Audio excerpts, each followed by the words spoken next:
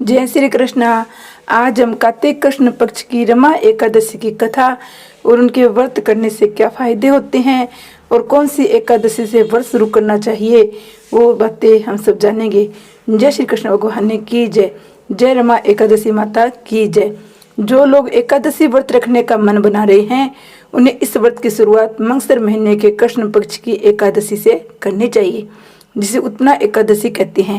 हिंदू धार्मिक मान्यताओं के अनुसार उत्पन्ना एकादशी के दिन भगवान विष्णु ने माता एकादशी को आशीर्वाद दिया था और उनके इस व्रत का पूजनीय बताया था।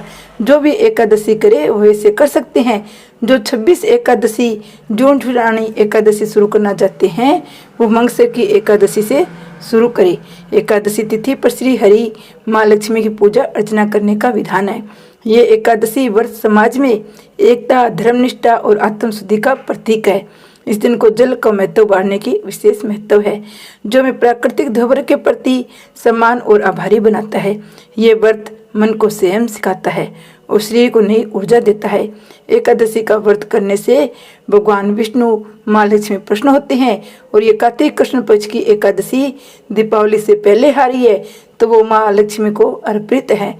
माँ लक्ष्मी बहुत इस व्रत करने से खुश होती है, रिद्धि सिद्धि देती है।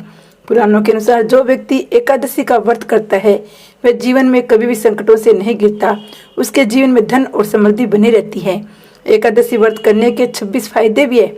व्यक्ति निरोगी रखता है, राक्षस भूत पिशाच आदि योनि से छुटकारा मिलता है, पापों का नाश होता है, संकटों से मुक्ति मिलती है, सर्व कार्य सिद्ध होते हैं, सौभाग्य प्राप्त होता है, मोक्ष मिलता है, वह बांधा समाप्त हो जाती है, धन और समृद्धि आती है, शांति मिलती है, बंधनों से मुक्ति मिलती है, हर प्रकार के कार्य पूर्ण होती हैं, आत्मा को खुशी मिलती है, सिद्धि प्राप्त होती है, उपद्रव शांत होते हैं, दरिद्रता दूर होती है, खोया हुआ सब कुछ फिर से प्राप्त हो जाता है, पितरों को अधोगति से मुक्ति मिलती है, भाग्य जागृत होते हैं, ऐश्वर्य की प्राप्ति होती है, पुत्र प्राप्ति होता है, शत्रुओं का नाश होता है, सभी रोगों का नाश होता है, कीर्ति और प्रसिद्धि प्राप्त होती है, वाजपेयी और अश्वमेध यज्ञ का फल मिलता है, हर कार्य में सफलता मिलती है। एकादशी करने से माँ एकादशी माँ लक्ष्मी प्रसन्न होती है और शरीर भी स्वस्थ रहता है। जय एकादशी माता की जय। अब हम रमा एकादशी की कथा सुनेंगे। युधिष्ठिर ने पूछा, हे जनार्दन, मुझ पर आपका स्नेह है, अतः कृपा करके बताइए कार्तिक के कृष्ण पक्ष में कौन सी एकादशी होती है। भगवान श्री कृष्ण बोले, हे राजन, कार्तिक के कृष्ण पक्ष में जो परम कल्याणमयी एकादशी होती है वह रमा के नाम से विख्यात है।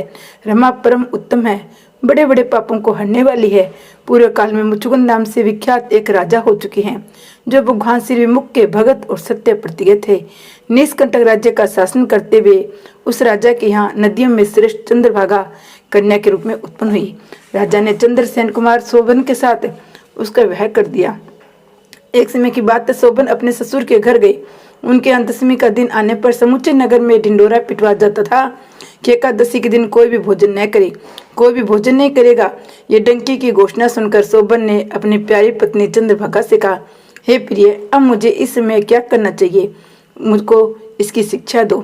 चंद्रभामा बोली, प्रभु, मेरे पिता के घर पे तो एकादशी को कोई भी भोजन नहीं कर सकता।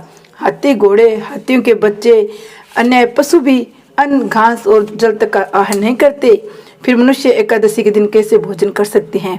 पर अनाथ, यदि आप भोजन करोगे तो आपकी बड़ी निंदा होगी। इस प्रकार मन में विचार करके अपने चित्त को दृढ़ कीजिए। शोभन ने कहा, हे प्रिय, तुम्हारा कहना सत्य है, मैं भी आज एकादशी का उपवास करूंगा। देवों का जैसा विधान है वैसा ही होगा। भगवान श्री कृष्ण कहते हैं, इस प्रकार दृढ़ निश्चय करके के शोभन ने व्रत का नियम पालन किया। क्षुधा से उनके शरीर में पीड़ा होने लगी, अतः वे बहुत दुखी हुए। भूख की चिंता में पड़े पड़े सूर्यास्त हो गया। रात्रि आई, जो हरि पूजा प्रायण था, जागरण से आसक्त वैष्णव मनुष्यों को हर्ष बढ़ाने वाली थी, परंतु वह रात्रि शोभन के लिए अत्यंत दुखदायिनी हुई। सूर्योदय होते होते उनके प्राणांत हो गए। राजा मुचुकुंद ने राजोचित काठों से शोभन का दाह संस्कार कराया। चंद्रभामा पति को परलौकिक कर्म करके पिता के घर पर रहने लगी। हे नरश्रेष्ठ, रमा नाम के एकादशी के व्रत के प्रभाव से शोभन मंदाचल के शिखर पर बसे हुए परम रमणीय देवपुर के प्राप्त हुआ।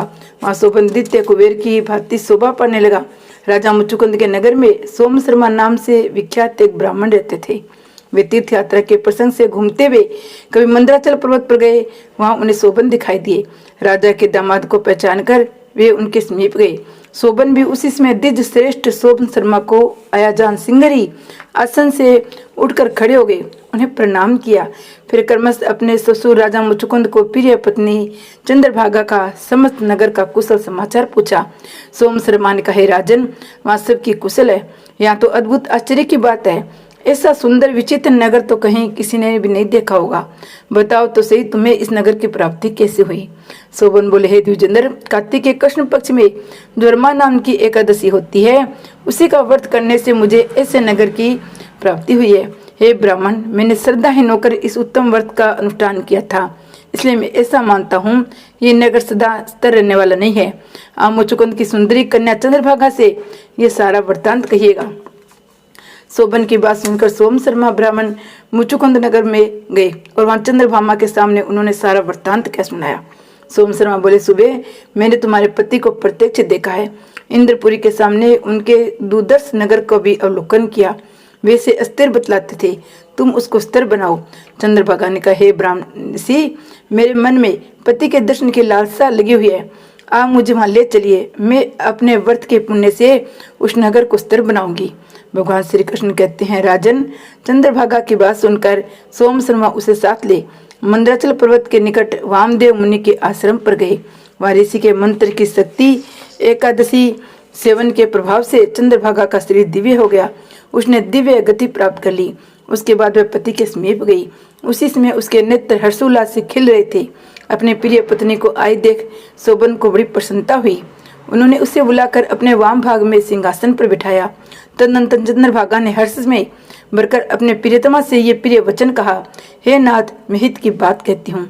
सुनिए, पिता के घर में रहते समय जब मेरी अवस्था 8 वर्ष से अधिक हो गई, तभी से लेकर आज तक मैंने जो एकादशी के व्रत किए हैं, उनसे मेरे भीतर जो पुण्य संचित हुआ है, उसके प्रभाव से ये नगर कल्प के अंत तक स्थिर रहेगा तथा सब प्रकार के मनवांछित वैभव समृद्धशाली होंगे। हे नरश्रेष्ठ, इस प्रकार रमा व्रत के प्रभाव से चंद्रभागा दिव्य भोग, दिव्य रूप, दिव्य आभरण से विभूषित हो अपने पति के साथ मंदराचल के शिखर पर विहार करती है। हे राजन, मैंने तुम्हारे समक्ष रमा नाम की एकादशी का वर्णन किया है। ये चिंतामणि कामधेनु के समान मनोरथों को पूर्ण करने वाली है। मैंने दोनों पक्षों की एकादशी व्रतों का पापनाशक माध्यम बताया है। जैसे कृष्ण पक्ष की एकादशी है, वैसे शुक्ल पक्ष की भी एकादशी है, उनमें भेद नहीं करना चाहिए। जैसे सफेद रंग की गाय हो या काले रंग की, दोनों का दूध एक जैसा ही होता है। इसी प्रकार दोनों पक्षों की एकादशियां समान फल देने वाली होती है।